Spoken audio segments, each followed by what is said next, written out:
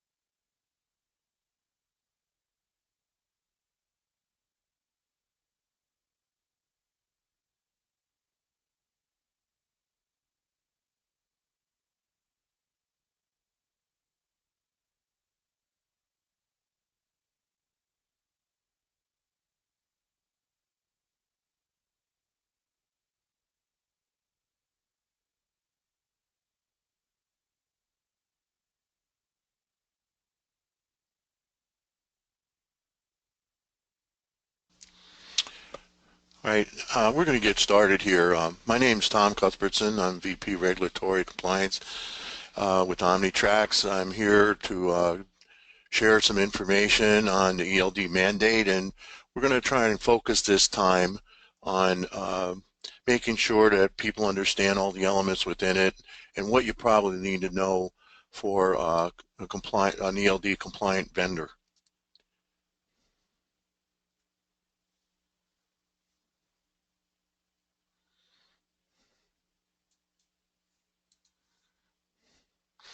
To start these seminars sometimes off with a little bit of glossary, and I think people know some of these terms, but ALB RD, an automatic onboard recording device. I know that in the industry we're talking about ELDs, and that's probably the only thing we use, but an ALB RD is the current regulation that's in play until the compliance date of December of this year. DOT is, of course, Department of Transportation, Federal Motor Carrier Safety Administration, we know.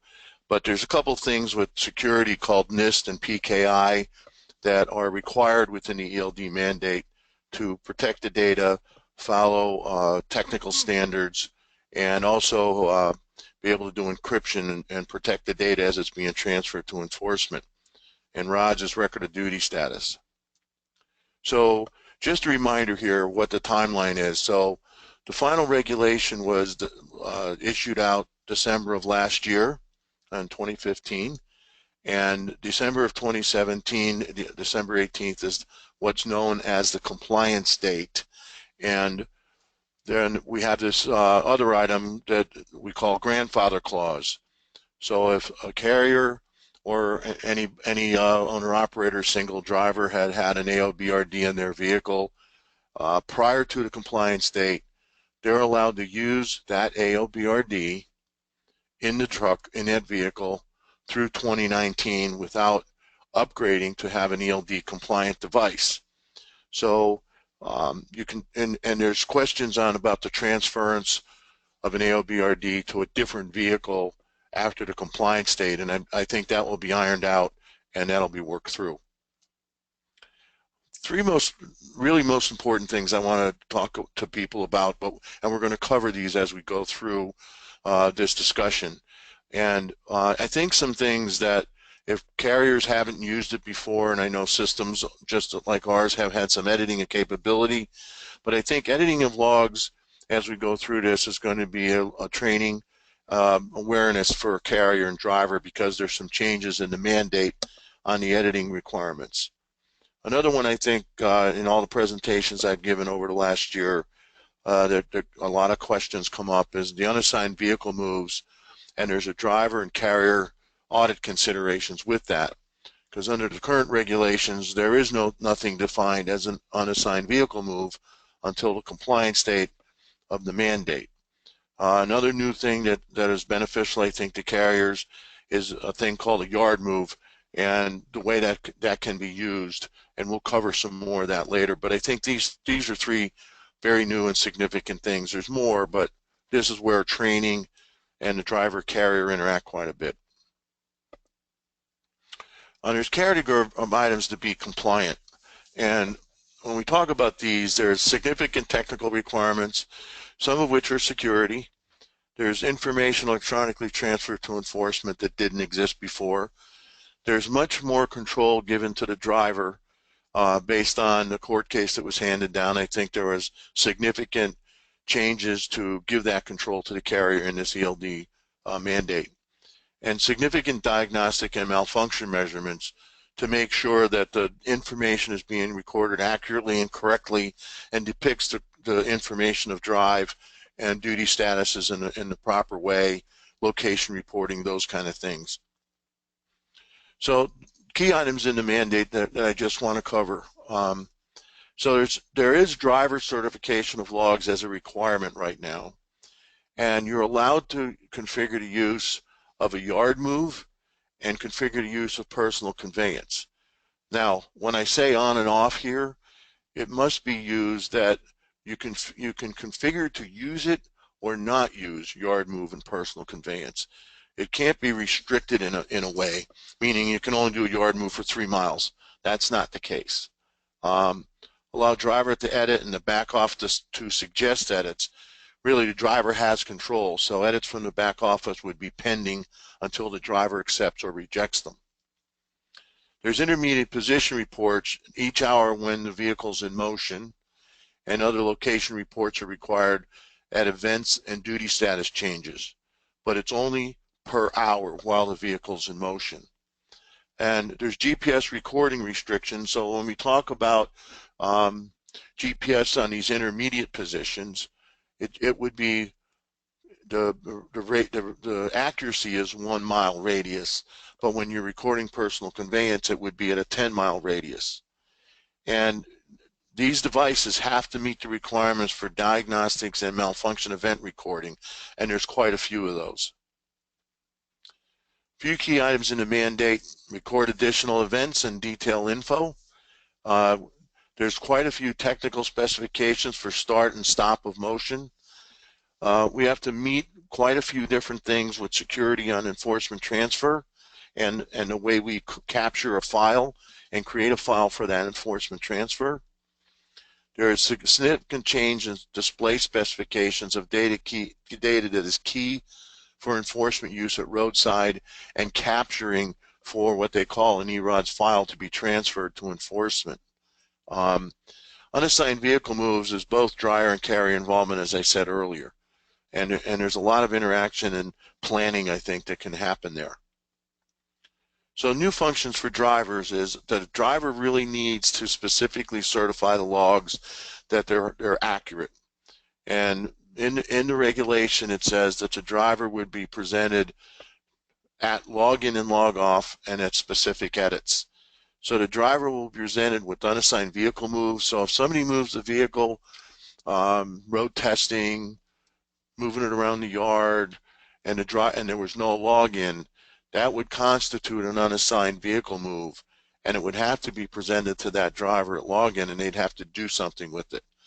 So if those unassigned moves are rejected, then the carrier is going to have to reconcile them and identify them. And I may talk about this a little later, but unassigned vehicle move report has to be available, and that can be used for an internal DOT audit. So these, and I give this as advice when we talk about the edits by the driver and the back office must interact correctly. There's a reason for two reasons. Control of the logs is in the driver's hands in the vehicle. So if they are making an edit on a specific entry and somebody in the back office is also trying to make an entry at the same time and there's not enough communication, driver makes the edit and completes it, and then that back office edit comes down, the driver could review that and have a legitimate reason to reject that edit because he's already taken care of it. There's header information on the display screen that has to be presented at roadside, and there's quite a few increases in data elements that have to be captured and displayed on the header. And as you may know or remember, on the ALB RD, there's little display information on the ALB RD required for the header, as duty statuses and everything else have to be there. So, but there's not much header information, and you'll see a significant change here. Manifest numbers are critical to data integrity because they're in a calculation that we have to worry about to make sure that the data is accurately recorded, not tampered with, and pushed out correctly. So there's some new functions for drivers. So drivers would be warned of several malfunctions. Maybe you're not being able to talk to the engine so you can accurately depict drive. Maybe the GPS is not working properly. Not very common issue, but it could happen. And the driver will have a process for enforcement transfer and will interact with enforcement. And when we're talking about that is at roadside enforcement, there's a single button transaction that would have to happen where the driver would enter that, and enforcement would talk about the transfer process, maybe give a key word. We'll talk about that a little bit more. And they have to transfer that file over to enforcement, and they can interrogate in the vehicle on their laptop with a program that it's defined in the regulation is called EROD, Electronic Record of Duty Status. Now, If their GPS may not be available, the driver also has to have the ability to enter state location if there is this GPS issue. Now, some systems out there right now already do this, but now it's required within the mandate and very, very well specified. So display options in the final rule, and you know, this is one of the eye charts, and we'll talk about it a little more detail, but when we get to this, they're going to ask for a lot of different data being recorded, like engine hours and things of that nature. And we have to display a lot of intermediate transactions. We're going to have to look at log in and log off of the driver, whether the engine was on or off. That has to be known. All this information has to be recorded in the background as well as presented on the display as these show. Now, when we do a yard move, right, that's going to be measured as on-duty time. We'll cover that also. But it has to be shown on the grid graph as a different color, shade, or a dotted line. Same thing as when we get into personal conveyance. It's really on the off-duty line, but you have to depict that that driver was on personal conveyance. And now remember, earlier I said you do not have to use yard move and you do not have to allow personal conveyance. That's an option for the carrier. And then let's talk about some key things for ELD administrators that you need to worry about and set up. So when you're setting up drivers, there's a thing called an exempt driver, and you have to make sure there's secure access. And you have to set up drivers as primary drivers. So those items start to think about, and we'll talk about what an exempt driver is a little bit more later when we hit more detail on assigned vehicle moves. Now, edits that are rejected by the driver really have to be reviewed and by the back office or the administrator in that back office to make sure what the rejection was. And the driver rejected unassigned drive, that's going to be something that has to be reconciled also. And the back office as well, the driver, there will be a review of malfunctions in the vehicles. And you need to know that because within this regulation, if the device is deemed inappropriate to operate or has some function that causes a malfunction and the driver would have to go to paper logs, the carrier has 8 days to get the repair completed and put it back in service. If they do not do that, they can request an extension, but it's kind of arduous paperwork and it takes time. So we got a key thing, remember, if a device breaks, the way the regulation reads, it needs to be repaired in 8 days. Now, for those 8 days, the driver can maintain paper logs. And setting of a yard move and personal conveyance, really just on or off. One thing is that you want to think about with administrators is you're going to need VIN numbers entered if the vehicle cannot be provided. If that ECM that you're using doesn't have a VIN number, and most of them do, you need to worry about that. Some other things I would mention is that within the ELD mandate, it's required that you have the CDL and the state of issuance. And that's going to be required to be inserted in the ELD and on the header display screen. Let's talk a little bit about EROD's files transmission that a supplier is going to have to worry about, and you need to look at it and make sure it's done properly as a carrier or a driver. And what that is that this EROD's file transmission is going to have to be done in one of two methods. And those two methods happen to be a telematics transfer method, which is defined as web services or an email with the attached file, or let's call it a peer-to-peer transfer. And that peer-to-peer transfer method could be Bluetooth with a web service and creating a local network like you would do when you rent a car and ask for secure passwords on both sides. That establishes the network. But there's a technical process called web services that they have to be transferred under. Another thing that the other method on peer-to-peer would be to use a USB thumb drive. Now, the USB thumb drive we're talking about here is not the $15, $20 one that you go to Staples or Best Buy or some other store like that to pick up. This is what they call a malware protected thumb drive, and the thumb drive would be owned by enforcement. And that thumb drive would have a specific malware protection government certification number on it, and that'd be AES 256. A lot of technical stuff, but it means that anything on that USB drive is protected from any malware or any corruption. Now, these are the methods that the supplier has to pick. So whatever supplier you may be looking at for certification has to do both telematic methods or both peer-to-peer transfer methods. Now, at the time of a roadside stop, enforcement in a jurisdiction, meaning whether it's Pennsylvania, New Jersey, New York, Washington State, whatever, they would have to pick one method from the state jurisdiction side from each location, from each type.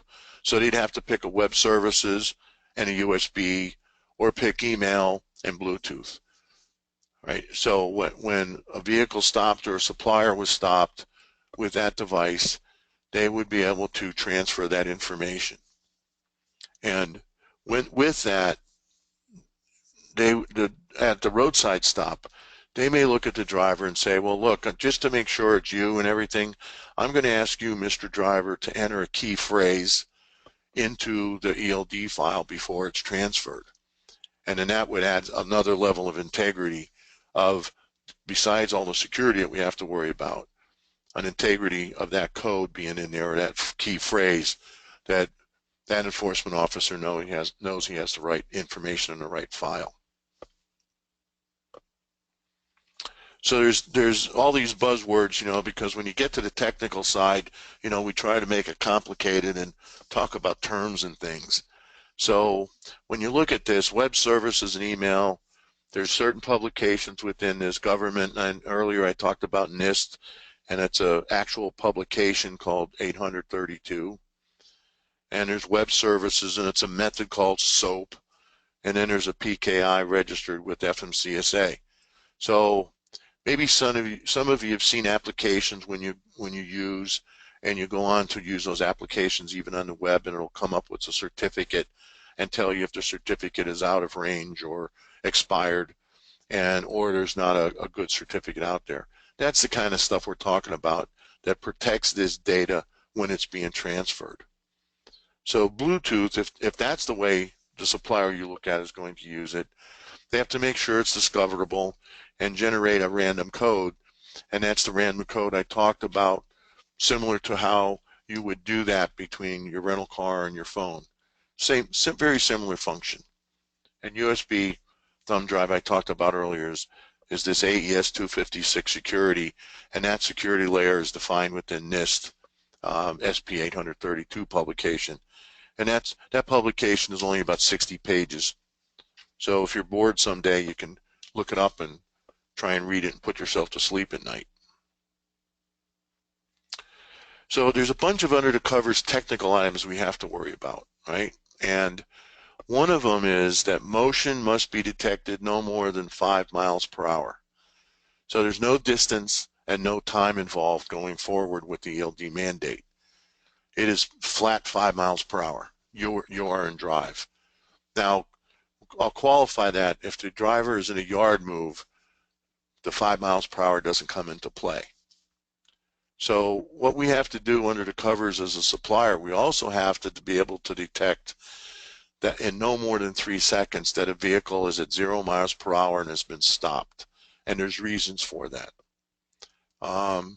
There's limits that they put in there that you should be aware of when you're looking at a supplier, that the recovery, ECM may not be available for so many seconds, but they put a limit in there of 5 seconds. So the electronic control module of the engine, where you would get your odometer, where you'd get your total engine hours, where you'd get this information from to be compliant with the mandate, you have to make sure it's available all the time, right?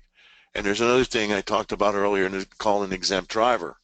And that's, if you have an exempt driver that is not, let's call it a CDL mechanic or somebody that's doing yard moves, and they're not doing actual record of duty status requirements, right? We would still record motion segments, but not a log. So those are some of those under the cover things that may not be evident when you're looking at systems. Now, then they get to a data location. So they say in this mandate that every location of duty status change and events that happen within the recording in the ELD mandate have to have a location, a proximity location that's a distance and direction from a certain spot. Let's just call it Kansas City, Missouri. Well, you could be 4 miles northwest of Kansas City, 17 miles southeast of Kansas City, but the actual proximity name of that location, meaning city-state, would come from the National Geographic Survey file database, and they're requesting in there that all locations with a population of 5,000 or greater would be in that database that your supplier has to use. And that's a minimum requirement. And this is so they have consistent names. Now, some people, they look at it and want to do a population of 2,500 city-states. No problem with that. But it has to be a minimum of 5,000, and it's supposed to be the National Geographic database. So that's another question you want to make sure is being handled correctly. So we talked about all these malfunctions and diagnostics, and a supplier has to do all these. So we have to make sure the power is there, that the device is maintaining power and it's up all the time, available for the driver. We have to make sure that engine synchronization is there. We have to calibrate timing, and meaning the clocks that's used to measure your duty statuses and other events. And you have to make sure that it doesn't vary more than 10 minutes within a 30-day period. And that calibration has to happen against a UTC clock. UTC clocks are readily available in GPS and certain servers. And they're basically there to have a consistent way to calibrate that clock so everybody's on the same page of how those timestamps are being recorded. And position reports on GPS, it gets a little complex, but we're supposed to test and look at a GPS every so many minutes and making sure that the GPS is accurate. And if not, we need to record it. They want us to look at every data element that we have to look at for data recording. Data transfer, we're supposed to do a cycle to be able to assure that we can transfer data to enforcement in this 7-day cycle. There's some other ones in there that may come into play, but unidentified driving record and, basically diagnostics. Now, when I talk about in this table here, duration in 24 hours, what I'm talking about is power compliance. If you have a lot of power problems with your device or the device in the vehicle, and you accumulate 30 minutes in a 24-hour cycle, then that can become a malfunction where it has to be remedied, and the driver has to keep paper logs for a period of time. Also with engine synchronization, if every time you go to get an odometer or you get engine hours or sensing drive in motion, and you accumulate 30 minutes within 24 hours, then you'd have to do something with that, because that would now be a malfunction and would be indicated to the driver. So let's talk a little bit about the ELD certification process.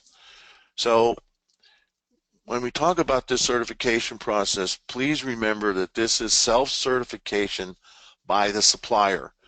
FMCSA is not vetting documents. They're not vetting what the supplier's claims are. It is a registration process, and anyone can claim and anyone can register and claim they're compliant. Now, there is a process defined in the regulation that if FMCSA has a challenge or finds that the ELD on the website doesn't comply with the required technical specifications, recording of information, that they can initiate a removal of that ELD model or version, all right, off of their website. That would deem it as a non-certified device.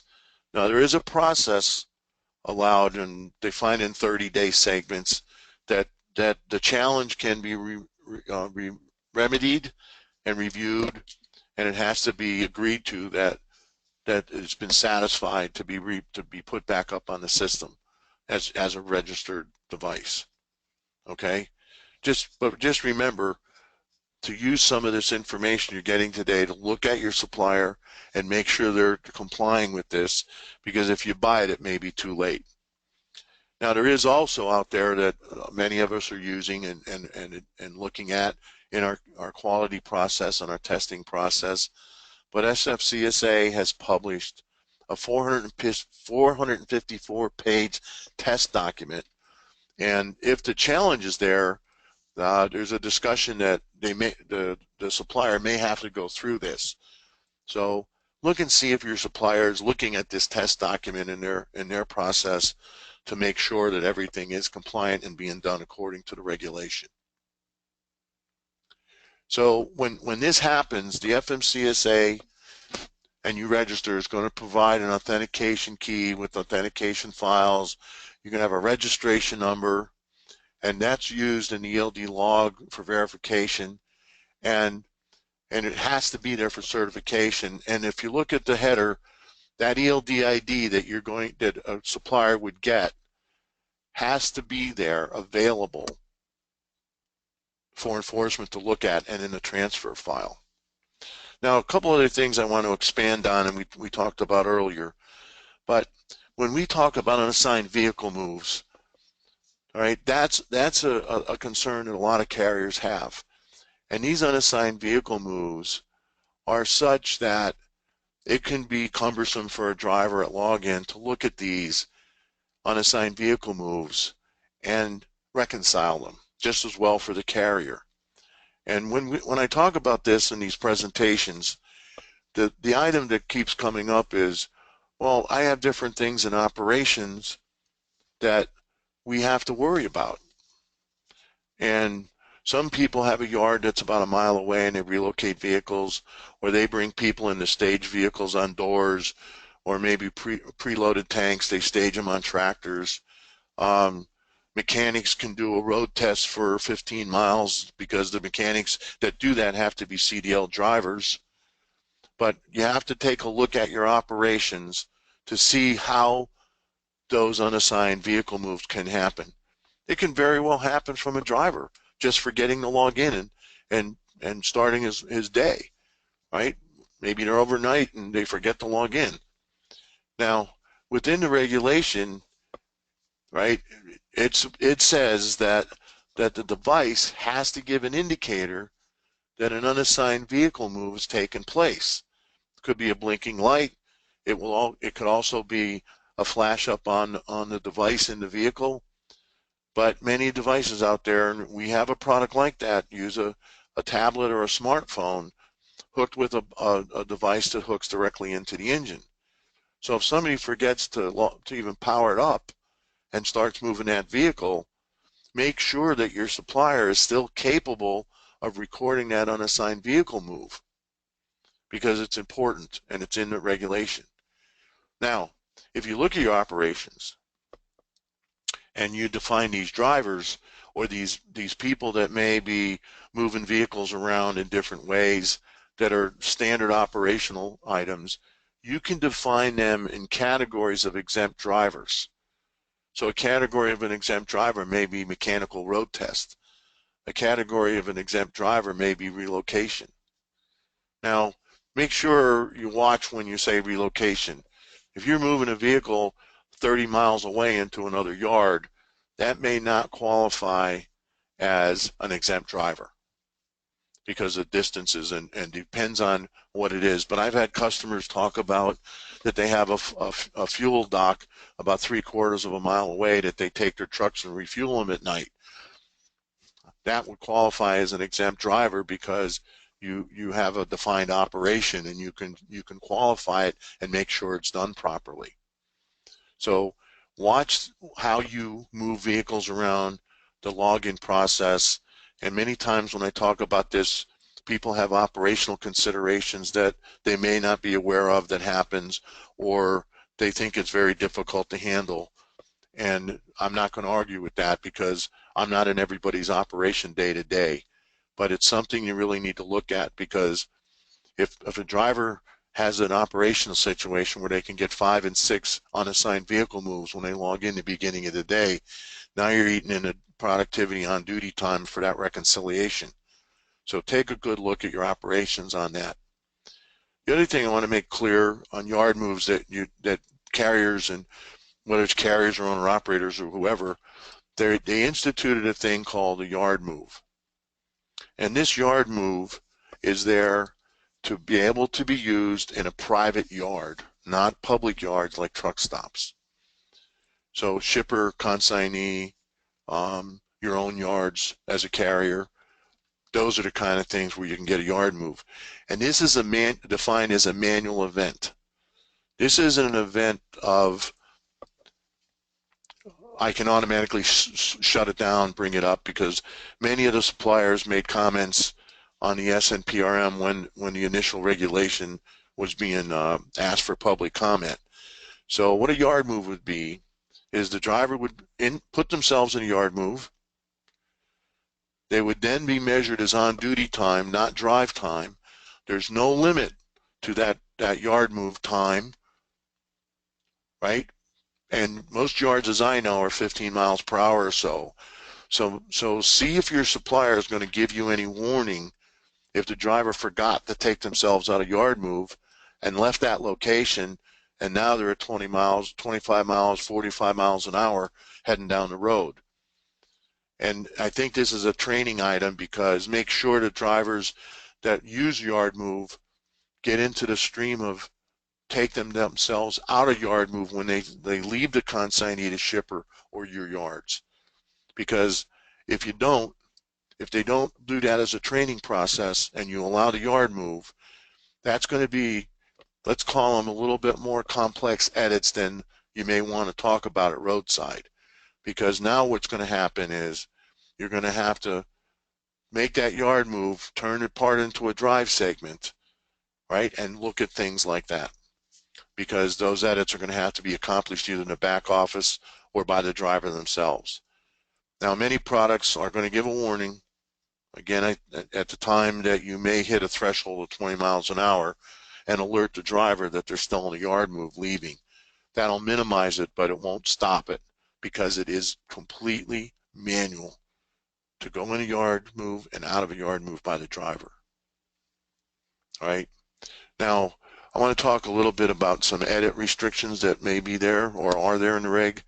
So drivers can edit sleeper berth, on duty, off duty.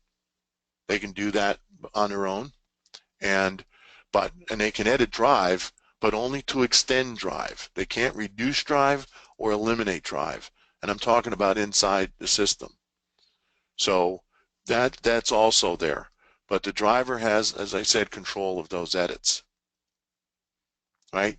So for that, where we are is I just want to offer this up, because not for product information, but there's this web page that's up there that we've provided, and it's information on the ELD mandate, and it's in various ways. It's not just documents. It's some white paper, it's some presentations, but it also has videos. It also has some guidelines. So if you'd like to grab more information, you can go to this web page and take a look at it. And with that, I know I went through a lot of data here and a lot of information, but I want to make sure that you have a roadmap here. And I guess we have one question is, would this presentation be available on request? And yes, it would be. But if you have questions, we'd like to take them now. But the information here is really to give you a little bit of a roadmap when you're looking at the ELD mandate and looking at suppliers. So do we have any questions? Just enter them in the chat window.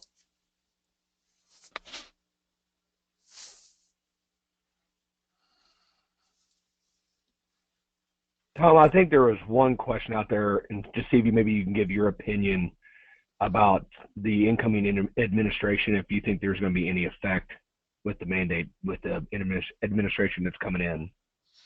Well, let me answer it this way. I've been around this regulation pretty much since we started on it in 2005, and realized that this regulation, specifically as it is right now, was passed by legislation under MAP 21 several years ago. And at that time, we had Republican Senate and Congress, and we have that now. Now, also realize that this is a final regulation. This is not a regulation that's in play or looking for comment. So in my understanding of history and when I've been around this, it would require legislative action, not a discussion by administration. Does that answer that?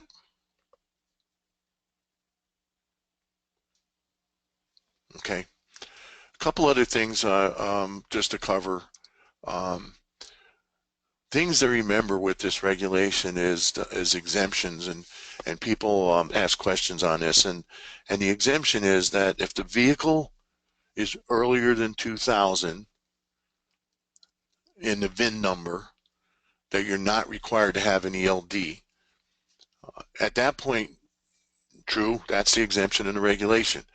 You're still required to keep records of duty status, and you can do that in electronic software, logging software, but it wouldn't be an ELD or an ALB RD. So that means, and I also get the question periodically about gliders. So if you had a 2000 year vehicle with a 1998 engine in it, the VIN number on the chassis is the VIN number on the chassis. If it's 2000 or newer, you're required to have an ELD.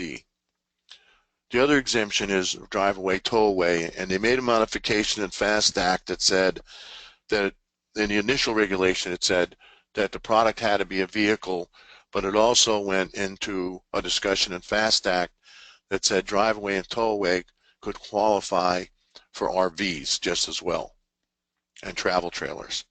So that's a valid drive-away, tow-away. Now the other one that came up for discussion on the exemption, and people make sure that this one gets a little, I don't want to call it sticky, but some misunderstandings, is that for short haul. So if you run short haul, the measurement is that if you break short haul more than 8 times in a 30-day period, and this is by driver, not by fleet or by carrier, that you would be required to have an ELD for that next 30 days. Doesn't mean you have to have an ELD forever, but it's on the short haul exemption of that 8 and 30. So that item has come up quite a few times. And the other question I get all the time is rentals. And at this stage, and I've been on presentations with Mr. DiLorenzo from FMCSA over the last 6 or 7 months. And even if it's a 3-day rental or repair rental, if that driver is required to keep records of duty status, the vehicle needs to have an ELD in it. I know that gets into some complications on timing and things of that nature, but if long-term rentals need an ELD, as long as that driver behind the wheel is required to keep record of duty status. And that question on rentals comes up very frequently. So I thought I wanted to share that one also, that we usually get questions on that. There was another question here, and do we have guidance yet on the temporary drivers? Will they be able to use paper log for a day? And temporary drivers, hit me again with that, please. Yeah, Kim had asked, do we have guidance yet on the temporary driver issues? So if they just have a driver that comes on for a day, can they use a log for that day, or how does that work? Well, I guess I'll answer in a vanilla way, and it may not be the answer people want. So if the driver's behind the wheel, right, they have to have, their 7 days plus current of logs, whether it's a 3-day driver or not. Now, what really required is if they work somewhere else for so many days, you're really required to keep all the on-duty time, right, to understand that that was there.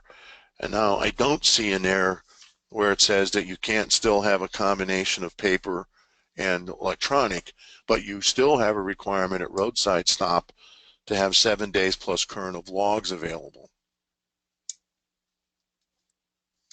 So I think that might answer that.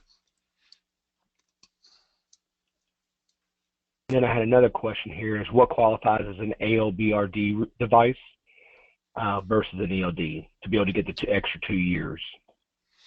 All right, so an ALB RD device, the core qualification is that, again, remember, ALB RDs are still also self-certified by the supplier.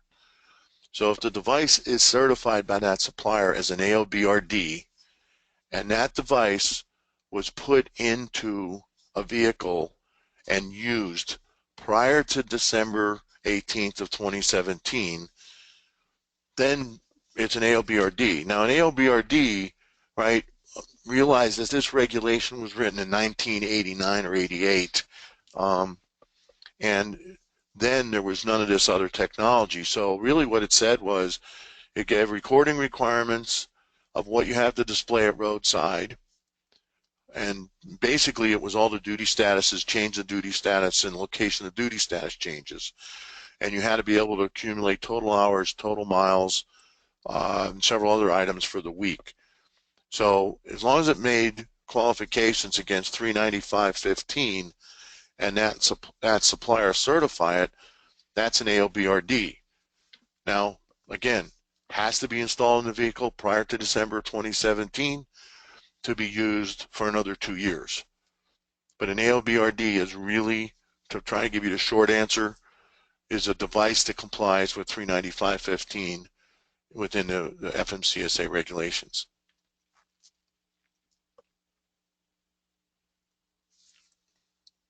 Do you have any other ones there, Aaron? Yeah, I got a couple more coming in. During the week, we are a commercial operation. On the weekends, we're an agricultural operation, which is exempt. How's this going to work? Well, I guess you're still required to, well, not guess, you're still required to keep your record of duty status. Now, as the question comes up, the ag rules are completely different than your standard road rules. And so you're going to have to look at a system that takes into consideration what rule set you're running. Remember, the ELD mandate does not change the hours of service rules. It doesn't even address hours of service rules. So your supplier, you have to make sure that they were able to use standard FMCSA 7060 rule set as well as the ag rules. Now, I have to look at it, but I'll research this, but I think there might be some requirements on how you switch within that week. But the device could measure it and make sure it has the integrity and continuity for those 8 days of logs within the device.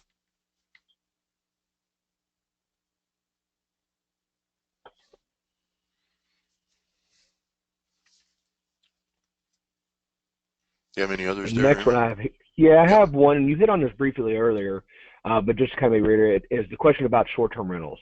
You know, if it's just rented for 1 or 2 days, do they have to have an ELD, and how's that process look? Yeah, well, yeah, I mean, there's a lot of discussion on how fast an ELD can be installed in a vehicle and what the availability is for these short-term rentals. But the way it's there right now, there's no distinction between the ELD mandate, whether it's a rental or it's not a rental. The distinction is when the driver or whoever the driver is within that CMV, if they're required to keep record of duty status, then they need an ALD or an ALBRD after 2017. So let's just say it's January of 2018 here, and short-term rental comes up, you know, due to repair, due to a truck breakdown, whatever it happens to be. That driver needs to have an ELD in that vehicle. Now, I know there's been a lot of discussions, and there's certain segments that said, okay, what we need to do, was there an exemption? Well, right now, there's no exemption on the books for that. There's not been, to my knowledge, any detailed discussions on if there's going to be an allowance for 24 hours or 34 hours or 3 days or anything like that.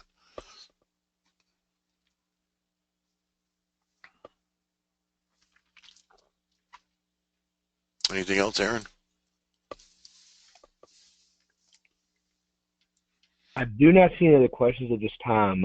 If anybody has any last-minute questions, if you want to go ahead and type them in real quick, If not, we will end the meeting, and then we will be sending out copies of the presentation shortly.